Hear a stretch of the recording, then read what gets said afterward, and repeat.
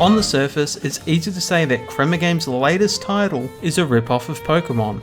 It shares many aspects of the game that inspired it, from battling and catching to the very creatures themselves. The Pokemon DNA is clearly visible, but Temtem isn't just another Pokemon clone, but rather a game that tries to take what we love about Pokemon and give the monster battling genre a much needed evolution. But does it achieve it? Temtem's first and immediate difference, aside from being in early access, is that it's somewhat of an MMO. This opens the hypothetical floodgates of what's possible for the game. It means that other players share the same world, making it seem a bit more alive and buzzing than your static, lifeless regions of Pokemon. You can also trade or challenge other players during your adventure. You can also join them, as Temtem supports full online cooperation with a friend, but at the moment, its online features are limited to just that.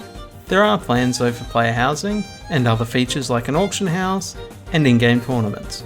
This is where Temtem starts to deviate from Pokemon. That all being said, Temtem isn't shy whatsoever of what inspired it. You're a brand new Temtem Trainer, you've chosen your Temtem, surprisingly they weren't fire, water and grass. You were then introduced to the Professor and your rival, Max.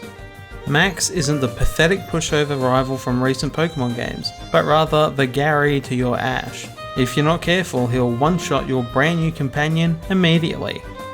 The goal from here on out is to challenge the various dojos across the Airborne Archipelago. Dojos are like Pokemon's gyms with the usual couple of trainers, a puzzle of sorts and a leader to fight. The rest of the game is the standard catching and battling adventure.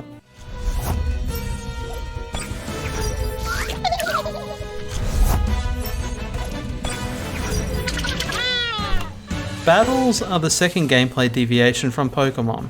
Temtem features a stamina system that definitely changes the game for the better. Each Temtem has a stamina bar, and each move costs stamina. More damaging or significant moves cost more stamina than weaker, less important moves.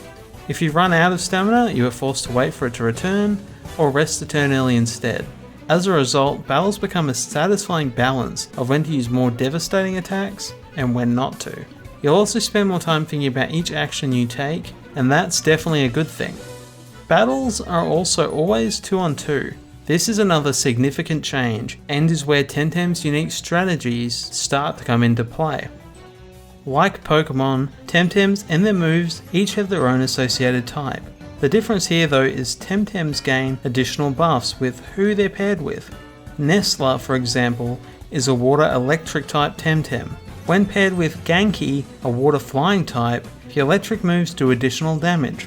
Beyond that, Nestler heals when damaged by electric moves, so when Genki uses Chain Lightning with Nestler in the second slot, Nestler heals from the damage. In other cases, specific moves can be buffed by Temtems of a different type, even adding additional status effects. Temtem's changes to the battle system help to differentiate itself from the competition, and ultimately make for a better, more interesting system.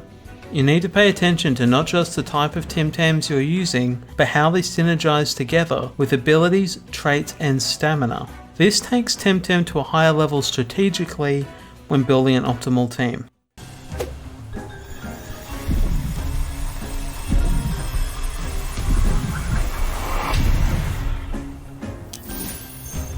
Choosing the makeup of your Temtem squad can also often be down to looks, at least for more casual players. Regardless of how you play though, the creatures are the star of any game like this, and to my surprise, Temtem doesn't disappoint. At least not entirely. I genuinely like how many of the Temtem look, and for many it's readable what type they are at a glance. Obviously not every design is going to be great, but the vast majority I've encountered so far fit the world's aesthetic really nicely. Crema have done a wonderful job designing the look and feel of the Airborne Archipelago. Each island feels charming, colourful and distinctly different from each other. Deniz is a Mediterranean beachside paradise, and the first island you visit. It feels quite condensed as you travel and fight along the linear pathways to head north, often meeting tamers in unskippable gauntlets built to prove that yes, it's harder than Pokemon. Once you survive this mission, you unlock the surfboard. This opens the island right up to more adventure, whether exploring more of the island by water or completing its side quests. Temtem side quests fit perfectly in an MMO, as they feel entirely uninspired and unrewarding, that see you needing to head to an undiscovered island or navigate back across the entire island of Dennis for an insignificant reward. As I spent more and more time on this particular island, I began to notice a lack of variety in the Temtems I was encountering. As I got into areas like Windward Ford, I felt as though I was swarmed consistently by the squirrel-looking Temtem Scarly. In the end, I tried to avoid random encounters entirely by using scents. This is probably because, as of this review, there are only 86 Temtem in the game, but even then it just doesn't have the variety of Pokemon Red, Blue and Yellow. Viridian Forest and Mount Moon don't even share a single Pokemon.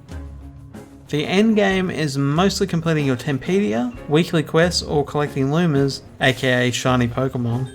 Ultimately though, you'll spend time breeding the best Temtems as you can to compete in the competitive player versus player. The endgame isn't feature complete, as things like clubs, ranked matchmaking and in-game tournaments are missing from what would make the endgame feel more substantial.